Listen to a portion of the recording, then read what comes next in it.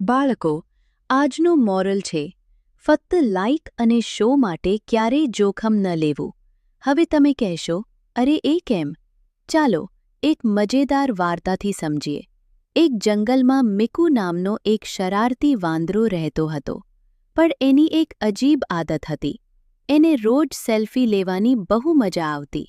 એક દિવસ એ ઝાડ પર ચડીને મજેદાર મોઢા બનાવીને બોલ્યો, વાહ!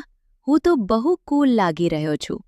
એટલામાં એને એક સિંહ ઊંઘતો દેખાયો. મિકુ બોલ્યો, આ તો સુપર ચાન્સ છે.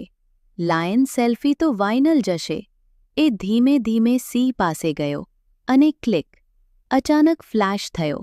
સિંહ ગુસ્સે ઉઠ્યો. કોણે મારી ઊંઘ તોડી?